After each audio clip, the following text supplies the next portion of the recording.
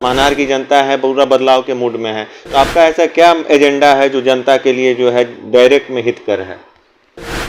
देखिए, हम बरसात हो चाहे आधी रात हो, एक कॉल पर जनता के लिए हाजिर रहते हैं। किसी कारणवश आउट ऑफ स्टेशन हम रहते हैं तो हमारा जो कर्मठ कार्यकर्ता है, मैं उसको निर्देश दे के रखता हूं कि अगर कोई कॉल आए तो उनकी समस्या को त्वरित गति से निपटाना है अपने क्षमता के अनुरूप। मान लेते हैं कि कोई चीज़ हमारे अधिकार क्षेत्र से बाहर है, हमारी क्षमता से बाहर है, तो उसको मैं कुछ नहीं कर सकता हूं, लेकिन मेरा यथासंभव प्रयास होता है कि उस समस्या को समाधान कर दूं। मैं विवेकानंद और आज आप देखना शुरू कर दिए हैं वेब समाचार, और आपके साथ जो है खास शख्सियत से रूबरू कराने जा रहे हैं जो कि किसी पहचान के मोहताज नहीं है। हमारे साथ खास बातचीत में जो है साप पार्टी के राष्ट्रीय संयोजक मिथिलेश कुमार सिंह उर्फ साथी जी हमारे साथ मौजूद हैं, जो कि वर्तमान समय में जो है अपनी पार्टी की तरफ से महानार विधानसभा क्षेत्र के लोकप्रिय प्रत्याशी के रूप में जो है उभरे हैं। सबसे पहले जानने की कोशिश करेंगे सर, जब आप जनसंपर्क यात्रा कर रहे हैं, लोगों के बीच जा रहे हैं, तो आपको कैसा माहौल मिल रहा है जो कि बदलाव की स्थिति में है? जनता चाह रही है आपको? जी जी बिल्कुल। लोगों का कहना है कि उम्मीदवार मतलब 24 घंटा एक पार्टी में नहीं दिखाई देते हैं। कोई सुबह में आरजेडी में है तो शाम में एनडीए में है, कोई शाम को एनडीए में है तो सुबह में आरजेडी में है। तो उम्मीदवार खुद भ्रमित है कि ऐसे लोगों को यदि हम अपना वोट देते हैं, हम मान के चलते हैं कि वोट दे रहे हैं एनडीए को, और कुछ दिन के बाद पता चलता है कि वो चले गए महागठबंधन में। तो इस तरह के ठगी से जनता काफ़ी मर्माहत है, काफ़ी दुखी है। जनता चाहती है कि हम जिसे वोट करें वो अपने विचार पर, सिद्धांत पर कम से कम 5 साल तो खरा उतरे। हालात यह है कि 5 साल तो दूर की बात है, 5 महीने लोग अपनी बात पर कायम नहीं रहते। अब जिस विचारधारा से अभी वर्तमान में जो पॉलिटिकल पार्टी के लीडर लोग हैं, अगर अभी कोई खास विचारधारा पर वोट लेते हैं आपसे और ठीक अपने ही विचारधारा के विपरीत वाली पार्टी में जाके मिल जाते हैं, तो वो जाहिर है कि उनको समाज सेवा से, क्षेत्र के विकास से कोई लेना देना नहीं है।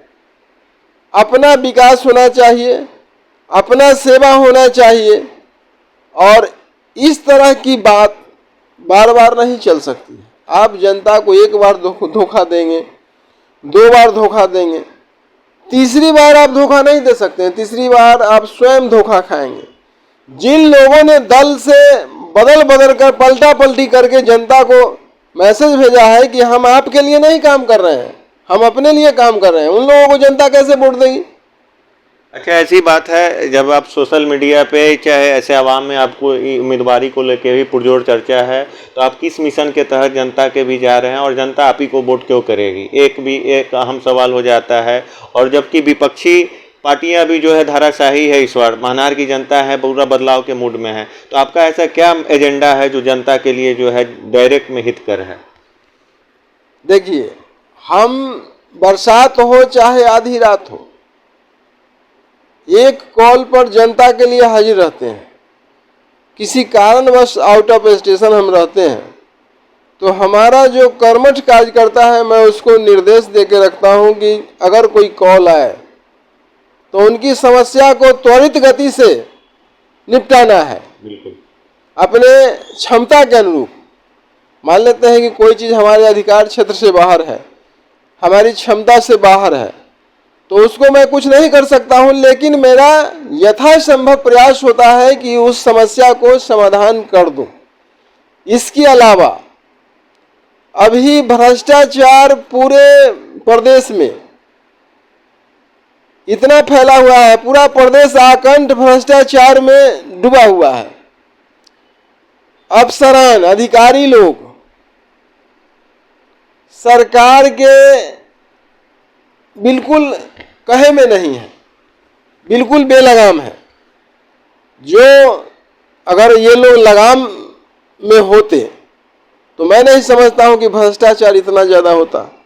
आपका कहना का यथार्थ यह है कि जो वर्तमान समय में जो है केंद्र या राज्य की जितनी भी योजनाएं हैं, आमजन उसको भी लाभुक मतलब बनने के लिए जो है उन्हें जो है पैसा देना पड़ता है। इंदिरा आवास जो है पीएम आवास की बात की जाए या किसी तरह की योजनाओं का लाभ जो है गरीब कुनबा तक पहुंचाने में जो है सीईओ पदाधिकारी जो भी बीडीओ हैं भ्रष्टाचार से लिप्त है, या फिर विभिन्न तरह की जो घटनाएं जो है मर्डर, हत्या, रेप, इस सब का मामला जो बढ़ रहा है, इसको लेकर आप जो है सत्ता पर विपक्ष को दोषी मान रहे हैं। और खासकर जब आपकी पार्टी अगर आती है तो महानार विधानसभा क्षेत्र की बात की जाए तो इन सब चीज़ों से जो है मुक्त मतलब एक स्वच्छ महानार की ओर जो है आप विकास को लेकर अग्रसर होंगे। जी जी बिल्कुल, आपने बिल्कुल सही कहा।